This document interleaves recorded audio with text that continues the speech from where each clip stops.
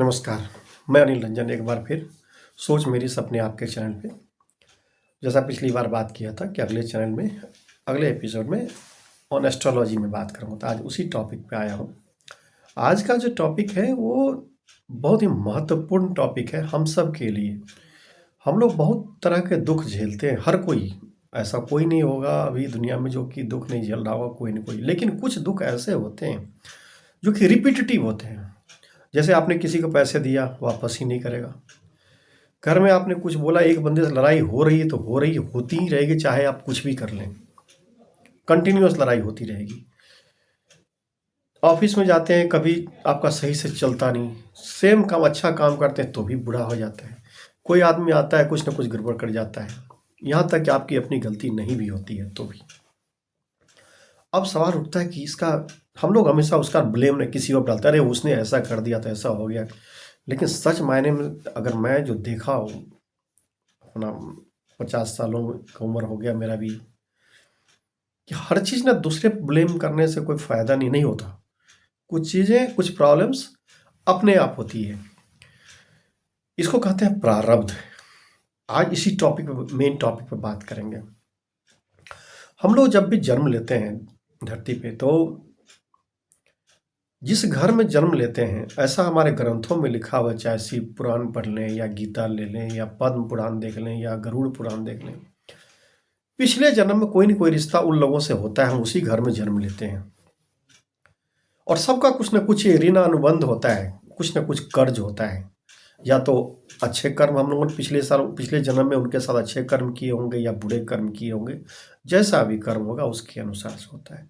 हम जो भी कार्य करते हैं इस दुनिया में, सबका एक संचय होता है, कि समझ लीजिए कि वो कर्म का बैंक है, वो संचय होता जाता है। करीब 84 लाख योनियों में हम लोग भटकते हैं, ऐसा लिखा गया है ग्रंथों में। और हमारे जितने भी कर्म हैं वो सारे संचित होते हैं। जब हम जन्म लेते हैं, उसमें से कुछ कर्म हमारे साथ आता है, जिसको कि हमें भोगना ही है। तो वो जो साथ में आता है उसको बोलते हैं प्रारब्ध। अब 3 तरह के कर्म बताया गया है।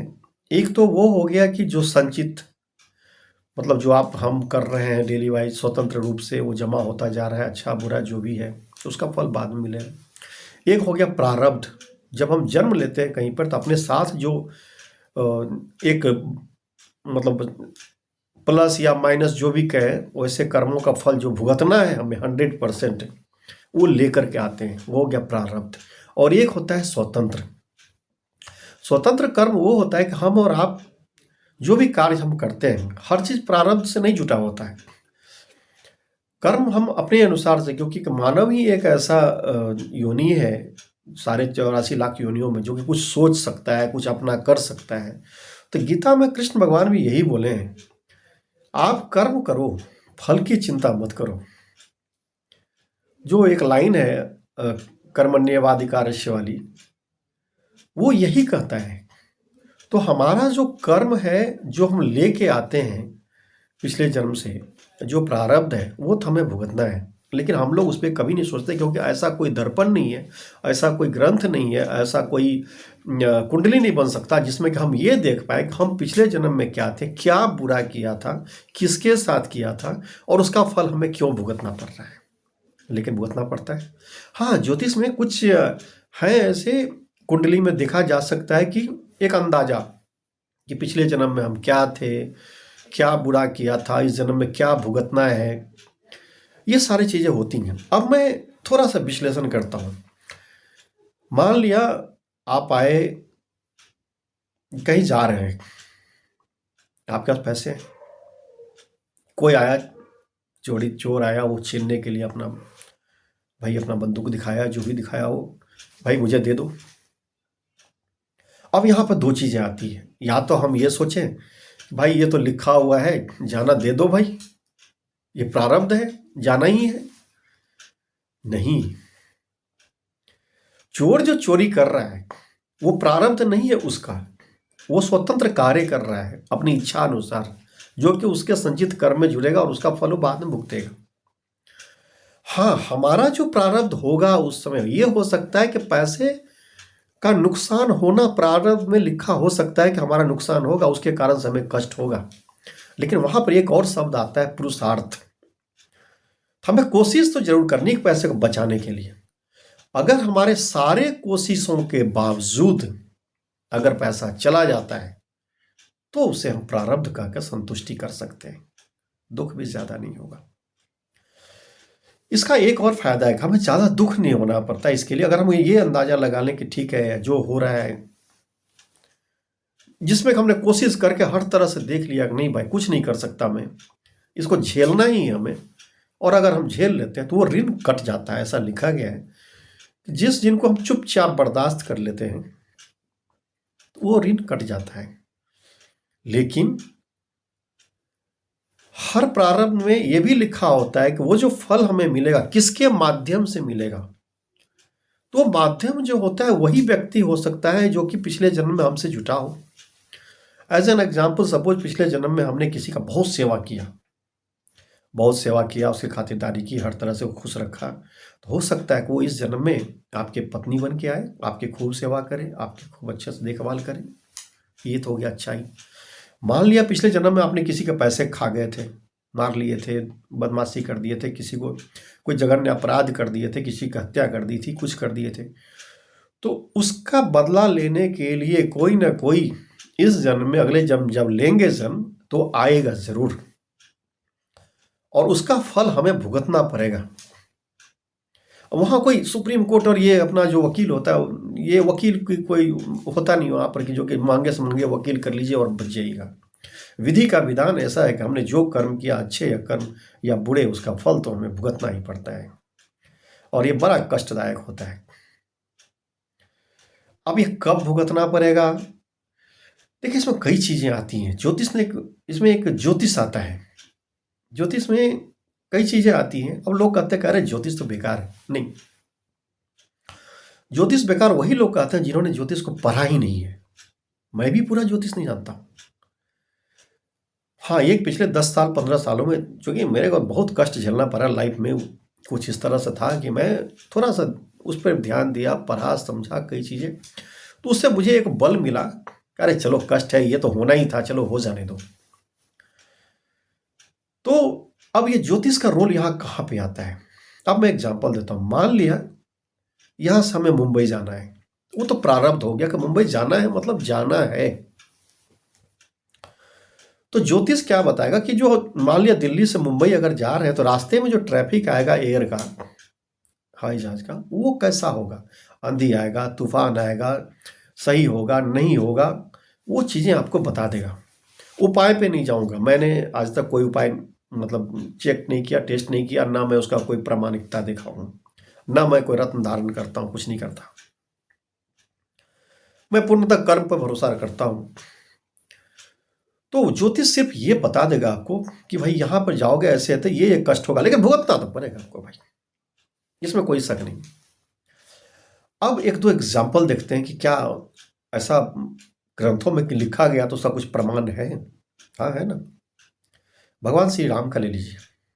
उनकी शादी जब हुई तो उन दोनों का 3600 गुण मिलाया गया था, और 3600 गुण मिले थे, बिल्कुल अच्छे मुहूर्त में शादी हुई थी, फिर भी उन लोगों ने कष्ट झेला। वो तो भगवान थे, उनको तो हर चीज पता था कि क्या होना है, बट उन्होंने कुछ चेंज नहीं किया।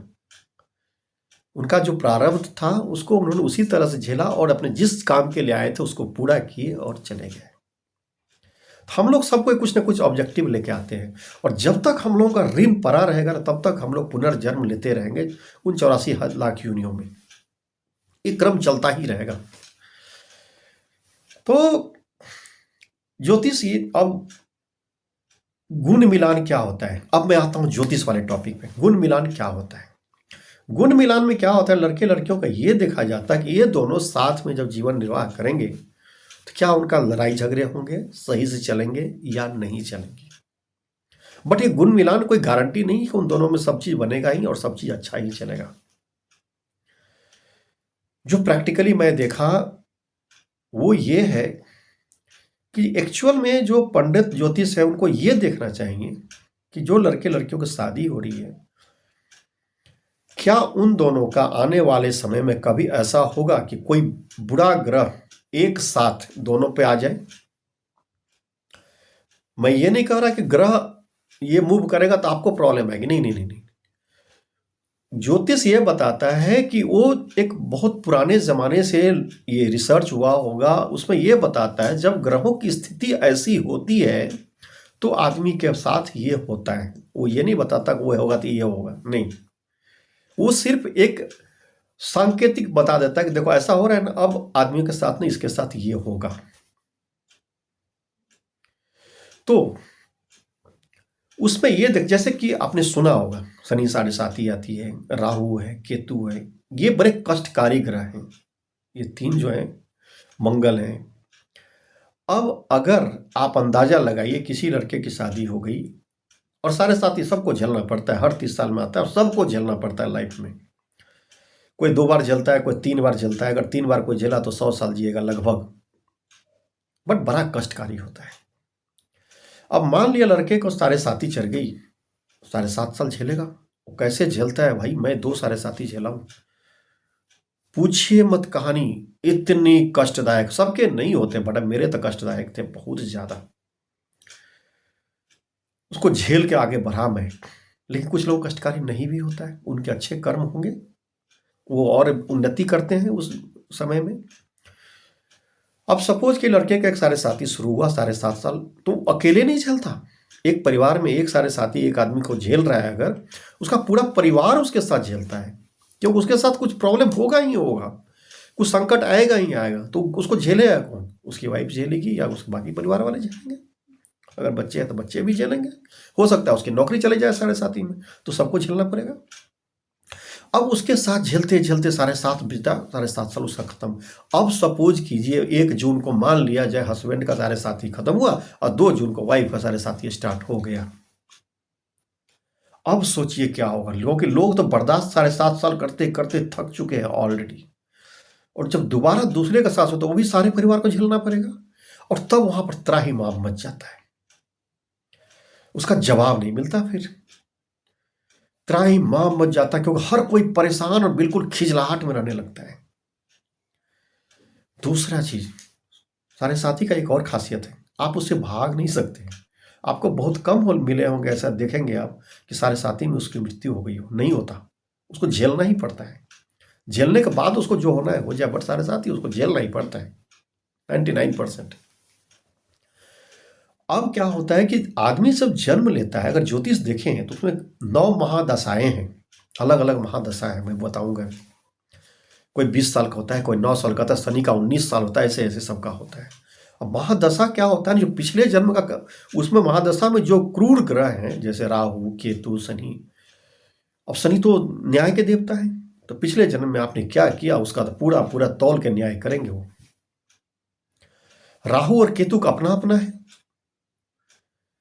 राहु कहता है कि भाई पिछले जन्म में जो चीज मुझे नहीं मिला था मुझे वो चाहिए, जैसे भी हो। केतु कहता है वैराग्य पैदा करता, अरे यार क्या है ये, मुझे नहीं चाहिए, फालतू है, बेकार है सब ये। दोनों के अलग अलग रूप हैं। अब महादशा तो आपको जैसे जन्म होता है, किसी न किसी महादशा में आपका जन्म जरूर हुआ होगा, ऐसा हो ही नहीं सकता है कोई महादशा में चल रहा हो। 108 वर्ष को मान करके ये बनाया गया था 9 महादशा। अब उतना लोग जीता नहीं, बट फिर भी महादशा उतना ही है, बट कोई ना कोई महादशा चलता ही रहता है। अब उस महादशा में एज एन एग्जाम्पल मैं बताता हूं, सपोज कीजिए किसी का केतु का महादशा चल रहा है और उसमें उसको साढ़े साथी पड़ जाए, भैया उसको तो जीना हराम हो जाएगा, जीना हराम हो जाएगा। क्योंकि दोनों जो ग्रह हैं, दोनों पूर्व जन्म का ही फल देने देने ला शुरू कर देगा वो एक साथ। झेलना मुश्किल हो जाएगा। राहु के तो 1.5 साल ही होते हैं एक घर में, लेकिन 1.5 साल भैया बहुत होते हैं। अगर मान लिया राहु चला गया लगन में, भैया पूछिए मत, आपका दिमाग ही भ्रमित कर देगा, समझ में नहीं आएगा क्या करूं, लगेगा ये कर लूं वो कर लूं, फलना ढिमा का बहुत चीजें होगी। केतु आ गया 7वें में, दोनों स्ट्रेट होते हैं। अगर आपने घर देखे होंगे 12 जो बनते हैं जन्म कुंडली में, अगर 1 नंबर पे अगर राहु है तो केतु हमेशा 7 नंबर पे होगा। अगर 4 नंबर पे राहु है तो 10 नंबर पे केतु होगा। 4 नंबर पे अगर राहु पहुंचता है तो वो कहता है भाई पिछले जन्म में ना मुझे ये चीज नहीं मिला था घर में, मुझे वो सब चाहिए, क्यों नहीं मिलेगा, मुझे लाओ। आप देखेंगे जितने भी नेता वर्ग के लोग हैं उनका राहु बहुत मजबूत होता है। उनका एक ही लक्ष्य होता है, एन केन प्रकारेण सत्ता में जानी है, चाहे जितनी झूठ बोलनी पड़े, कुछ भी करना पड़े, राहु का ही काम है। जिसका राहु मजबूत होगा वो अच्छा लीडर बन जाता है। तो इस तरह का ग्रह अगर पड़ गया तो उस परिवार में त्राहिमाम मच जाता है। उसमें भी चलिए यहाँ तक तो आप कंट्रोल कर सकते हैं कि अपनी पत्नी को हो सकता है कि जन्म कुंडली देख करके आप ऐसा सेट करेंगे, कर नहीं सकते वैसे, ये बड़ा अजीब है विधि का विधान। आप उसी के तरफ आकर्षित होंगे जो कि आपको कष्ट देगा, जिसके थ्रू की आपको कष्ट भोगना लिखा है, आएगी वही। चलिए फिर भी आपने अगर मैनिपुलेट करके, जैसे आजकल करता है लोग ना, सिजेरियन से बच्चे होते, कहते हैं बच्चे को ना पंडित से पूछ लेता है कौन सा मुहूर्त में ग्रह अच्छा है, उसी मुहूर्त में आपने सिजेरियन करके निकालना। चलिए आर्टिफिशियली आप कर लेते हैं, हो सकता है लड़की को भी चुन लें आप उसी हिसाब से कि जब इसका सारे शादी पड़े तो उसका न पड़े, उसका अच्छा ग्रह हो, जब उसका पड़े तो इसका न पड़े। लेकिन जब बच्चे होंगे तो उस पर तो आपका कंट्रोल नहीं है ना। अगर बच्चे हो गए और उसके सारे साथी अगर आपके साथ साथ पैरेलल में चल गया, और या फिर एक के बाद एक चल गया, वो भी आपका पूरा जीना हराम कर देगा। आपको समझ में नहीं आएगा कि वो क्या रहा है, इतना परेशान हो जाएंगे आप। लेकिन कोई भी ज्योतिष इस चीज को नहीं देखता है। अब मैं आता हूं दूसरी जो नया टॉपिक जो आजकल चल रहा है, कि बड़ा हॉट टॉपिक, पति पत्नी को बहुत पहले से, चलिए वो दहेज के कारण से या जो भी कारण हो, पुरानी बातें होगी, मारता रहता है, होती थी। अब नया चीज चला है, पत्नी भी पति को मारने लगा। लेकिन ऐसा क्यों? बट एक बार सोचिए, मैं जब पढ़ा इन सब चीज़ों को तो मुझे समझ में आया, हो तो ये भी सकता है ना कि आपने जिसको मार दिया था उन लोगों ने पत्नी को, वो पत्नी दोबारा जन्म लेकर आई और अपना बदला ले ली पति को मार करके। हमारा ग्रंथ तो यही कहता है कि हर कर्मों का फल सुनिश्चित है, वो मिलेगा। हो सकता है वो आई हो और अपना बदला ले लिया।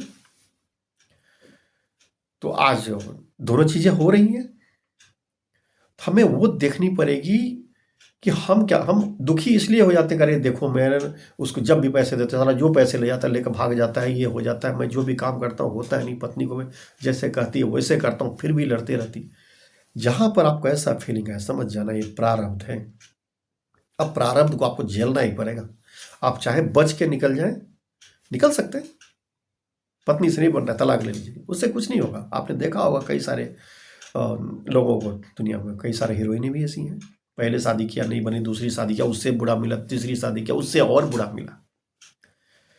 कर्म पीछा नहीं छोड़ता, लेकिन इसको भोगना बहुत कष्टदायक होता है भाई, पूछिए मत। मैं भुक्त भोगी हूँ, 2 सारे साथी झेल चुका, और बीच बीच में केतु और राहु का वो भी देखा, और उसको मैंने अध्ययन किया कि जो कष्ट हो रहा है क्यों हो रहा है। मैं आगे भी बढ़ा इसलिए कि मुझे ना ये चिढ़ा था कि चलो भैया ये तो होना ही है, हो रहा है, हो जाने दो। क्या नहीं सुना और कौन सा बेइज्जती नहीं हुई उस दरमियान में, हर चीज झेल गया। कहा जाता है जिस चीज को आप प्रेम से झेल लेते हैं वो ऋण कट जाता है। शायद कट गया हो, देखा तो ना मैंने हो ना आपने। जो ग्रंथों में लिखा है उसको फॉलो करके मैं अगर भागा नहीं, और आप भी भागिएगा मत, कोई फायदा नहीं होगा। और उपाय का तो मैंने कभी टेस्ट किया नहीं, वो कितना सफल है और कितना नहीं है। तो अभी मैं आपको बताता हूं कितने तरह की महादशा होती है और उसका इम्पैक्ट क्या क्या होता है। तो देखिए, 9 महादशा में केतु का महादशा 7 साल का होता है। ये क्या करता है, कार्मिक स्वभाव और प्रभाव क्या है इसका। यह मोक्ष और अलगाव का कारक है। यह पिछले जन्म के अधूरे आध्यात्मिक कार्यों को पूरा कराता है। शुक्र 20 साल का होता है। भोग विलासित और संबंधों का समय, यह प्रेम और भौतिक सुख के पुण्य या ऋण को दर्शाता है। सूर्य 6 साल का होता है। आत्मा की शुद्धि और पिता सत्ता से जुड़े कर्मों का फल, यह अहंकार को गलाने का समय होता है। चंद्रमा 10 साल का होता है।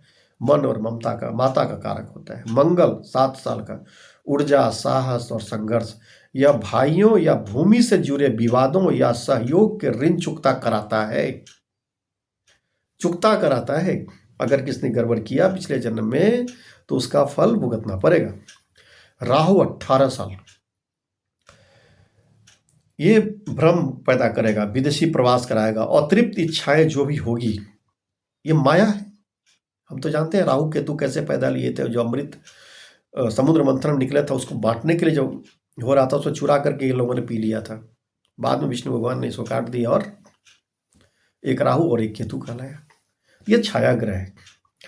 ये जब आता है तो अतिरिक्त इच्छाओं के लिए पूर्ति के लिए पूरा जोर लगाता है, मुझे चाहिए, वो चाहिए, चाहे जैसे भी हो, मुझे चाहिए यार, मुझे चाहिए, मुझे लाओ ना, जो करना है करो। दूर देश का यात्रा भी करा देगा ये आपको। उसके बाद है गुरु, 16 साल का होता है। ज्ञान, संतान और धर्म, यह आपके संचित पुण्यों के उदय होने का सबसे बड़ा समय माना जाता है। शनि 19 साल का होता है।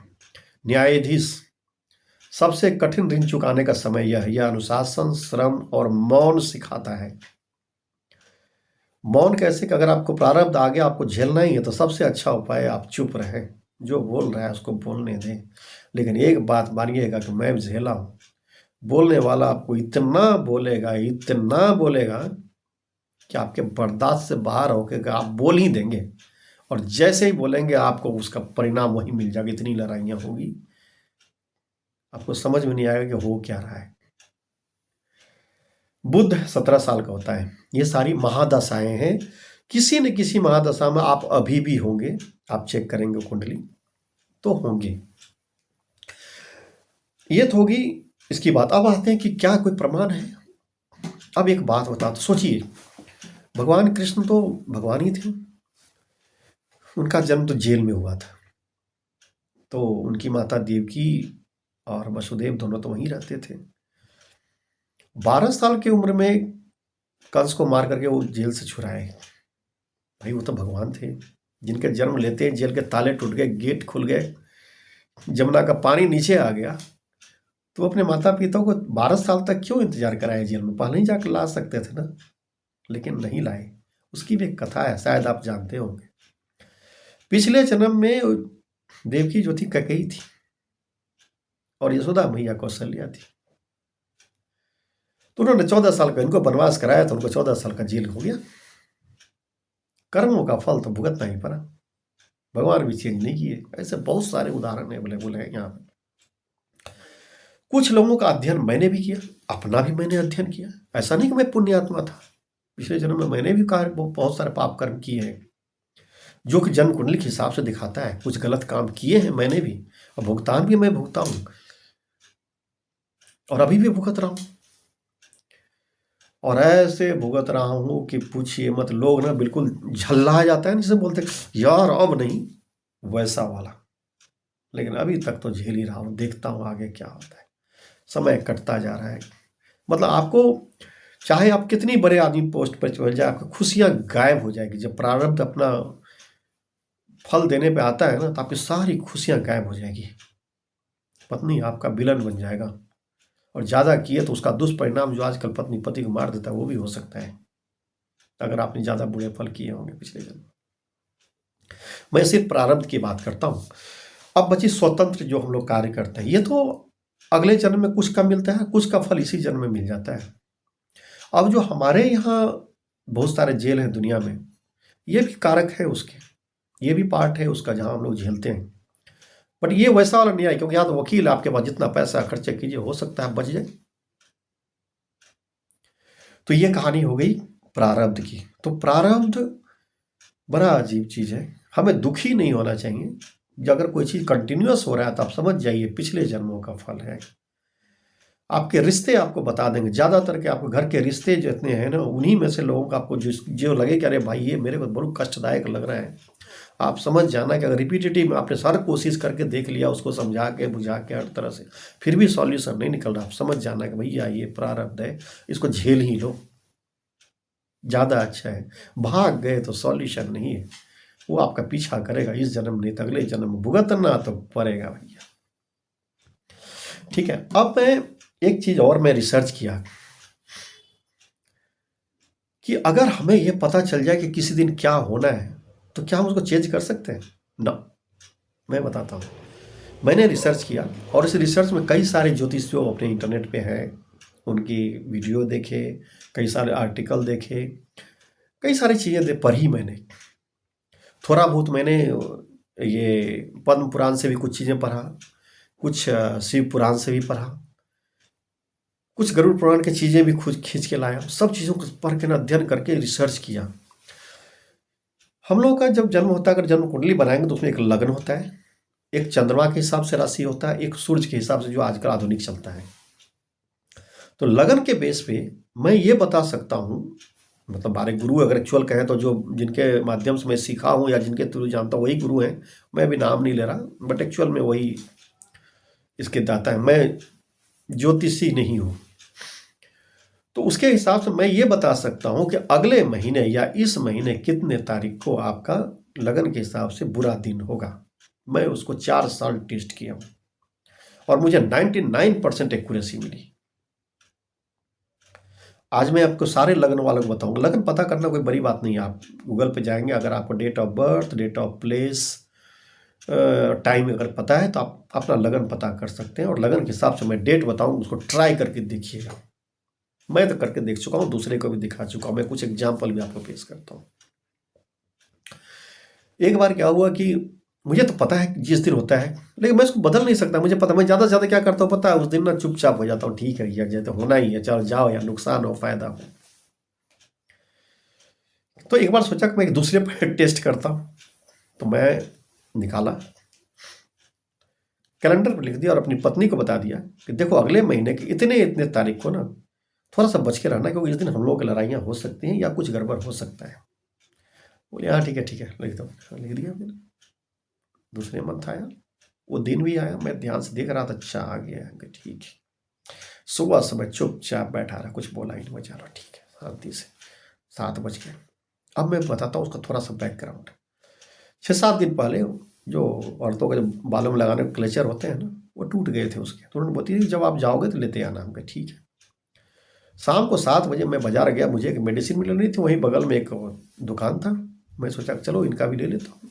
कॉस्मेटिक का दुकान में गया और 20 रुपये का मात्र आया, वो मैं ले लिया, क्लेचर लेके आ गया। और आते के साथ ही जो बवंडर हुआ, किस लिए हुआ, ये जो आप लाए बिना पूछे क्यों लाए, हमको बता के क्यों नहीं गए कि हम ये लाने जा रहे, हम कलर बताते। मैं ब्लैक कलर का लाया था, हमको नहीं चाहिए था ये कलर, आप क्यों लेके आ गए। हम बोले चलो वापस कर देता हूँ। अरे 20 रुपये का फेंक दो यार, कोई दिक्कत नहीं। नहीं नहीं फेंकना नहीं है, पहले आप पता हुआ क्यों। और इतनी जोरदार हंगामा हुआ कि पूछिए मत, पूरा घर गूंज गया, मोहल्ले गूंज गए। 2 दिन का था वो, बुरा समय बीत गया। उसके बाद तीसरे दिन मैंने उसको बताया जरा कैलेंडर देखना, डेट देखा उन्होंने। अच्छा, तो पता है क्या जवाब दिया, अच्छा तो 1 महीने पहले आपने प्लान कर लिया था कि इस दिन लड़ाई करनी है। अब बताइए, मैं कोई प्लान नहीं किया था, मैं तो बचने की कोशिश कर रहा था, लेकिन मुझे कोई झटका नहीं लगा उसमें। इसलिए ज्योतिष आपको अगर बताता है कि ये डेट खराब है तो उस दिन सतर्क रहिए। जो होना है वो तो होगा, बट ये कि अगर मान लिया गिरना ही है तो आप अगर सतर्क है थोड़ा कम चोट लगेगा। गिरना तो है। उसी तरह एक और बताता हूँ, एक दिन की बात है, एक डेट को बताया गया, उस डेट में लिखा था अगर उस दिन अगर आपने पैसे किसी को दिए तो कभी वापस नहीं आएगा। मैं कहा ठीक है, इस बार तो मुझे कन्फर्म ही वो नहीं होता है, मैं दूंगा ही नहीं। सुबह से शाम हो गया, किसी कॉल वॉल नहीं आया, मेरे ऑफिस चलती रही। मैं चलो यार हटाओ, कहानी खत्म। रात के 11 बजे कॉल आया मेरे मित्र का, भाई साहब बहुत अर्जेंसी है, मुझे कुछ पैसे दो, 10,000 ट्रांसफर कर दो। 2 बार कॉल किया, 3 बार। हम कह रुक जा भाई, कर क्या हो गया, अरे बहुत इमरजेंसी पड़ा।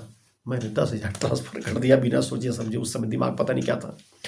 ट्रांसफर करने के बाद मैं सोचा अरे यार आज तो देना ही नहीं था। मैं कहा चलो देखते होता क्या, 10,000 जाएगा और क्या होगा।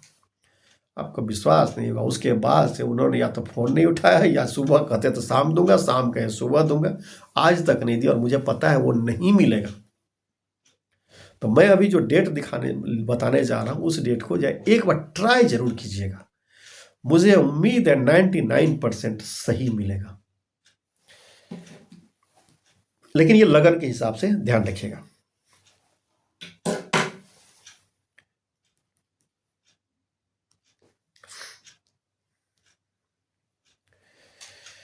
चलिए, पहला लगन एरीज।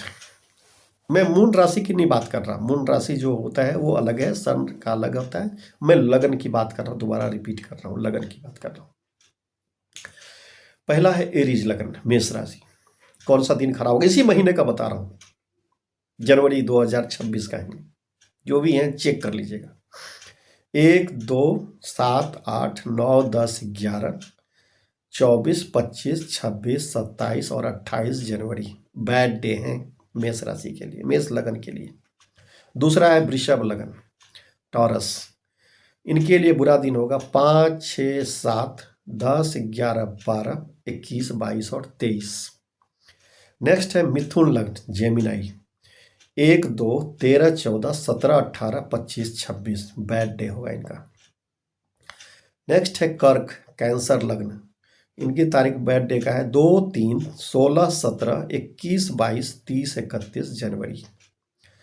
नेक्स्ट लियो, सिंह लग्न, इनका बुरा दिन है 14, 15, 16, 17, 21, 22 और 23। नेक्स्ट वर्गो, कन्या लग्न, 7, 8, 19, 20, 23, 24 और 31। तुला लग्न, 1, 2, 3, 4, 18, 19, 20, 23, 24 और 25। नेक्स्ट वृश्चिक, स्कॉर्पियो, 3, 4, 5, 6, 7, 29, 30 और 31। धनु लग्न, सैगिटेरियस, 1, 2, 5, 6, 13, 14, 25, 26, 29 और 30। मकर लग्न, कैप्रिकॉर्न, 2, 3, 16, 17। कुंभ लग्न, एक्वेरियस, 1, 2, 16, 17, 18 और 19। मीन लग्न, पीसेस, 6, 7, 8, 11, 12, 21 और 22। ये बैड डेज हैं। आप एक बार ट्राई करके देखिएगा अपने लगन का, अच्छे से पता करके। मुझे उम्मीद है 99% सही मिलेगा। इस दिन या तो हो सकता है आपको किसी कारण से काम नहीं बनेगा, लड़ाई झगड़े हो सकते हैं, घर में विवाद हो सकता है, कुछ ना कुछ गड़बड़ होगा। ऑफिस में तो ऑफिस में गड़बड़ होगा, बट कुछ ना कुछ गड़बड़ होगा। आप कोशिश करके देखिएगा, फिर मुझे कमेंट में बताइएगा कि हुआ क्या। अब अंतिम जाते जाते निष्कर्ष, जो भी लोग दुखी हैं ना, दुखी मत होइए प्लीज। आप अपने हिसाब से कर्म करते जाइए। अगर फल उल्टा मिल रहा है तो समझ जाइए प्रारब्ध है, वो तो आपको झेलना पड़ेगा, उस पर आपका कोई कंट्रोल नहीं है। और एक उदाहरण भी आपको दिया कि हर कर्म प्रारब्ध नहीं होता और दूसरे का हर कर्म भी प्रारब्ध नहीं हो सकता। हम लोग स्वतंत्र हैं काम करने के लिए। प्रारब्ध वही होता है जिसमें हमारे सारे कोशिशों के बावजूद भी बुरा हो रहा है, वो प्रारब्ध होता है। उसी को किस्मत भी लोग बोलते हैं, अरे किस्मत खराब है। कभी किसी की कॉपी मत कीजिए। हो सकता है कि आपके जितना ही पढ़ लिख करके कोई बहुत बड़ा बन गया हो और कोई छोटा ही रह गया हो सकता है क्लास में आप टॉप कर रहे हो बट नीचे आपसे नीचे रैंक वाला बंदा आगे निकल गया हो सकता है दोनों आप एक ही जगह से पढ़े हो और वो एक बहुत ज़्यादा पैसे कमा के आगे बढ़ गया, दूसरा नहीं कमा पाया। हो सकता है कि जो बहुत ज़्यादा पैसे कमाए परिवार से वो दुखी हो और आपका परिवार बड़ा सुखी हो सकता है कि आपकी पत्नी आपको बहुत सेवा करती हो, दूसरे की पत्नी अच्छा पैसा कमाने के बाद भी उसको गालियाँ ही देती हो। कोई बड़ी बात नहीं है, ये प्रारब्ध का ही झलक है। से दूर मत भागिए। आज के जो भी हो रहे हैं उसको ये ब्लेम मत कीजिए कि उसके कारण से हो गया। बहुत लोग को देखें घर में बोलेगा अरे इतना काम कराया बीमार है। भाई माने काम करने से बीमार हो सकता है, मैं ये नहीं कह रहा, लेकिन अगर काम करने से बीमार अगर हो सकता है तो हो सकता है कि उस आदमी के बिना भी आप बीमार पड़ सकते थे। काम करना तो वो आपका कर्म में लिखा है, आप करें, कुछ तो करेंगे ना। और प्रारब्ध किसी न किसी के माध्यम से ही आएगा। अब उस माध्यम को आप जो भी ब्लेम कर दें, ऑफकोर्स उसको भी दुख होगा, इसको भी दुख होगा। अगर दोनों ने पिछले जन्म में सिर फुटबॉल करके आया तो इस जन्म में वही किसी न किसी रूप में आएगा। दूसरा चीज लिखा हुआ है पद्म पुराण में कि पशु, पति पत्नी, बच्चे और मतलब संतान और घर, ये पिछले जन्मों के कार्य के जो फल होते हैं उसके बेस पे आपको मिलता है। कैसा कार्य था, क्या था, उसके आधार पर मिलता है। पुत्र भी 3-4 तरह के होते हैं। एक होता है सुखद, वो आपको बहुत सुख देगा हर तरह का, बिल्कुल। एक होता है दुख देने वाला, वो सब बुरा काम करेगा, उसका माँ बाप को ही झेलना पड़ेगा, हो सकता है मारपीट भी करे, वो सारा झेलना पड़ेगा। एक होता है उदासीन पुत्र, वो सब चीज़ करता है, वो कोई फर्क नहीं पड़ता, वो रहे ना रहे कोई फर्क नहीं पड़ता। पत्नी भी 2 तरह की होती है, एक सुख देने वाली, एक दुख देने वाली। तो दुख देने वाली बुरी नहीं, उसकी कोई गलती नहीं है। आपने जो पिछले जन्म में उसके साथ किया होगा, ये जरूरी नहीं कि पिछले जन्म में वो पत्नी हो सकता है कि वो पति हो और आप पत्नी हो। वहां पर लिंग का कोई भेदभाव नहीं होता। कोई भी जन्म किसी 84,000 योनियों में कहीं भी हो सकता है। तो उसके हिसाब से कोई दुखी होने वाली बात नहीं है, आप हिम्मत करके आगे बढ़ें। झेलना तो हमें है ही, लेकिन अगर आपने कोई ऐसा कार्य किया जो कि प्रारब्ध नहीं था या आपने उसके रिएक्शन में किया, तो वो आपके संचित फल में जुट जाएगा। जैसे आपकी पत्नी या कोई जो भी हो आपको बहुत सुना रहा है, आप बाहर कोशिश कर लिए, फिर भी आपको गालियां दे रहा है, आपको समझ में नहीं आ रहा है अपनी, हाँ आपने उठाया लाठिया दनादन दे दिया है, वो आपके संचित कर्म में जुड़ गया। हो सकता है अगले जन्म में आपको भुगतना तो पड़ेगा। मतलब एक ऐसा है कि बांध करके, जैसे जेल में कहते हैं ना कि आपको सजा भुगतनी है तो भुगतनी है भैया, भुगतो। कईयों को देखते हैं कि पत्नी का चक्कर चलता रहता है, उसको कई सारी चीजें हैं। ज्योतिष में जब घुसेंगे तो क्यों होता है, कैसे होता है, लोग देखते हैं क्या क्या, अरे इस राशि का इसका ये लक्षण होंगे, इस राशि का। हाँ, राशियों के लक्षण होते हैं, 12 राशियों का अलग अलग लक्षण होते हैं, जिसमें कोई धोखेबाज होता है, कोई ज़्यादा चंचल होता है, कोई किस तरह होता है, बट सबके सब प्रारब्ध से जुटा होता है। हमारे जितने भी हम लोग दुनिया में लोग से मिलते हैं, चाहे आपका घर में काम वाली आती हो, चाहे रास्ते में किसी दोस्त से मिले हो, या जो भी आपको भले ही 5 मिनट मिला, उसका कनेक्शन कहीं ना कहीं पिछले जन्म से होगा जरूर। पॉजिटिव हो, निगेटिव हो या उदासीन हो, होगा जरूर। तो भाइयों या बहनों, सबको बोल रहा हूं, दुखी मत होइएगा। आजकल दुनिया बहुत दुखी है। प्रारब्ध अगर है, आपको लग रहा है कि ये है लिखा हुआ, तो उसको झेल जाइए, चुपचाप कोशिश कीजिए चुप रहने का। इसीलिए कहते हैं शनि सिखाता है चुप रहना। झेलना तो पड़ेगा, लेकिन बहुत कष्टदायक होता है। बर्दाश्त से ना रियल में बाहर बाहर जाता है, और इसकी प्रतिक्रिया में जो करते हैं वो अगला उसका संचित कर्म में बुरा पूछिए चला जाता है, फिर वो झेलता है। आज के लिए बस इतना ही। अगले एपिसोड में कोई नया टॉपिक लेके आऊंगा, ज्योतिष के ऊपर ही कोशिश करूंगा। अगर कोई इससे भी अच्छा टॉपिक मिल गया तो मैं वो लाऊंगा ज्योतिष, फिर नेक्स्ट टाइम देखेंगे। बट ये आज का मैं सिर्फ इसलिए दिया कि जो भी दुखी है, मैं भी दुखी हूँ, बहुत सारे लोग दुखी होंगे, उनके लिए है। उम्मीद तक आप समझेंगे। मैं कई जगह से इसे निचोड़ा हूँ, मैं ग्रंथों से उठाया टॉपिक, ज्योतिष से भी उठाया, सब जगह से उठा कर जोड़ के मैं देखा हूँ ये सत्य है। और जो डेट बोला हूँ उसको ट्राई जरूर कीजिएगा। नमस्कार, धन्यवाद।